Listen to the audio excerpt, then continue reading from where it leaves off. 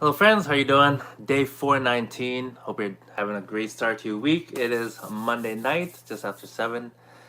I'd like to come in and just share with you a short passage actually that I'm reading in The Artist's Way. And it's about anger. And as my title goes, what is anger?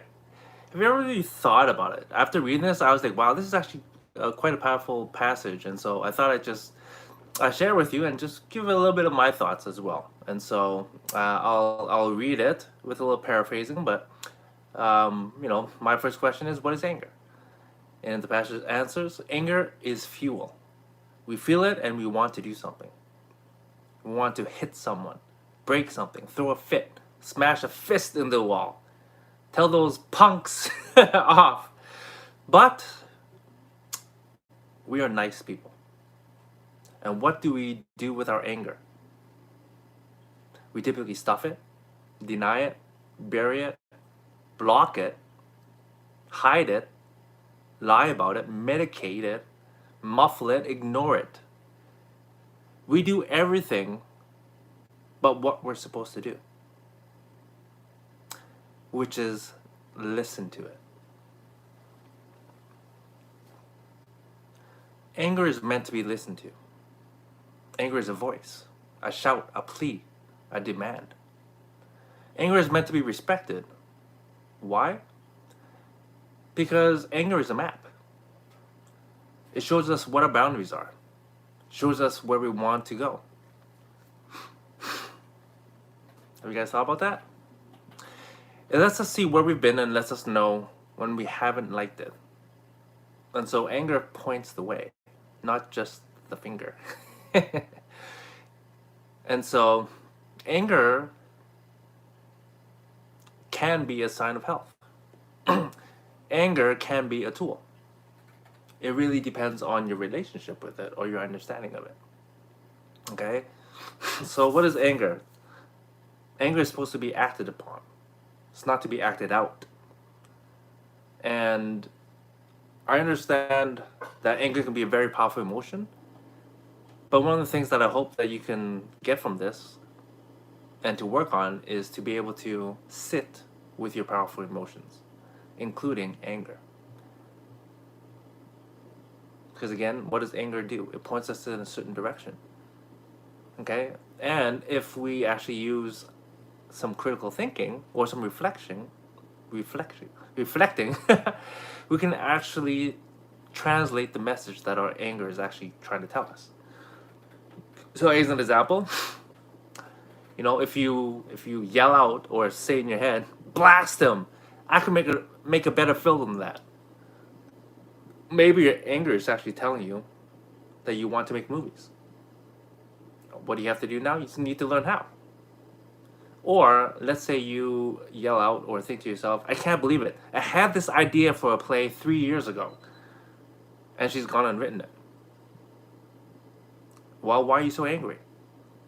You're probably not angry at the person.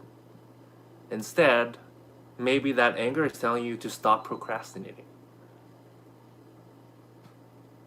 Ideas don't get opening rights. Finishing plays do. So start writing. And last example, right? If you think to yourself, oh, that's my strategy he's using. This is incredible. I've been ripped off. I knew I should pull that material together and copyrighted it. Well, what is anger potentially telling you this time? Maybe it's telling you that, you know what? It's time to take your own ideas seriously enough to treat them well. And actually act upon it. And so again, what is anger? Anger is a tool. It is not supposed it's not supposed to be a master. Okay? It's supposed to be tapped into and drawn upon. It is a tool. It is such a powerful tool if you understand it and utilize it. Okay? And so, what is anger? What is anger not? Anger is a friend. It may not be a nice friend, may not be a gentle friend, but it's a very, very loyal friend. It'll always tell us when we've been betrayed, including when we betray ourselves. And so, again, it's just a reminder that we need to be acting in our own best interests. So, anger itself is not an action, but it is action's invitation. And so, have you ever thought about this, my friends? And I've said this many times in past, my other videos, but, whenever you get triggered by, anything, you'll have some pretty strong emotions come up. And if you really want to know if you've actually grown, are you able to say thank you to the person who triggered you? Because if you can't, then you don't really understand. When you're triggered, it's an opportunity for you to reflect and to look inward and to better understand yourself. Because if you can understand yourself better, guess what? You won't be easily swayed by other people's opinions, thoughts, words, actions. And that, my friend, is very powerful. True leadership starts with being able to lead yourself first, not others. And there's many times people aren't able to do that. Just because you have a leadership position doesn't mean you're a good leader. First step, lead yourself, my friends. Okay, and that starts with understanding yourself. All right. Anyway, I just thought it was a very powerful, small section, and I thought I'd just share with you some of my thoughts on it. I was like, yeah, I've been there. I think we've all been there. We've been angry. I remember one. I'll share with you one story. I was going to end it, but I'll share with you one story. Man, oh my gosh, my blood was freaking boiling. And this was in my late 20s.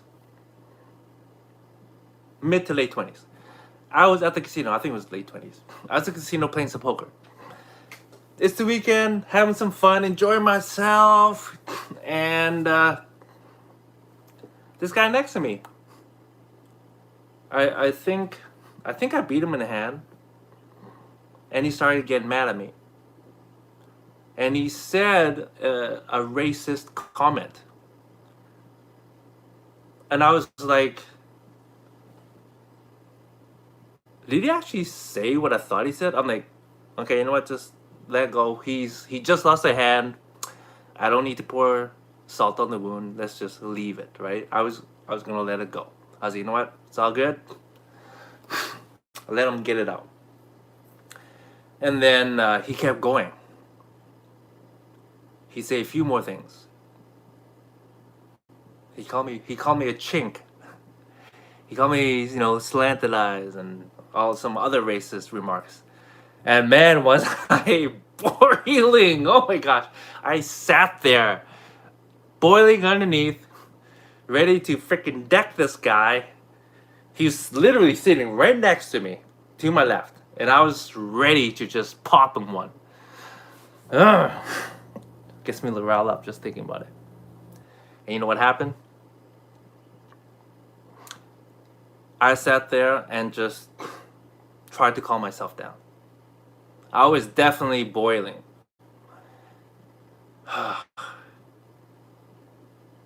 And luckily, another player at the table, he called the pit over, the supervisor, and said, hey, get this guy out of here.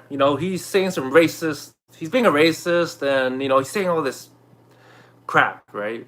He used more colorful language. Like, kick him out. Like, seriously, you gotta kick him out. And when he did that, oh my gosh, I was so grateful because seriously, I was so ready to stand up and knock this guy out. And he was obviously he was removed, and everyone at the table was like, wow, we don't know how you were able to stay calm. And I was like, underneath I was not calm. I was boiling. underneath. I wanted to hit that guy so bad, and obviously it would have been justified, but I just tried to control myself. And so, is it possible? Yes, and even in very challenging situations. And so that is what I would encourage you, my friends, to just reflect on yourself when you're having these very strong emotions. Obviously, today, I'm talking about anger, but even when you have other strong emotions like shame, guilt, um, jealousy, envy, greed, right? Like, that's an opportunity, my friends, to look at yourself. Why am I feeling this way? Do I not feel worthy? Do I not trust myself? You know? Do I not think that I'm capable? Anyways, all these things. Anytime you have a strong emotion, you have an opportunity to reflect, and most importantly, learn about who you are, what your values are, what do you stand on, what are you willing to fight for, what are you willing to die for? And all these important questions you should be really asking yourself. Because when you do, oh my gosh, my friends, your life will start to really change. How? It's the beginning of being able to live your best life, not somebody else's best life or what they think is the best life for you is supposed to be. You get to choose. All right, my friends. I hope this video helps you. I want to say I love you, and I'll see you tomorrow. Have a good night.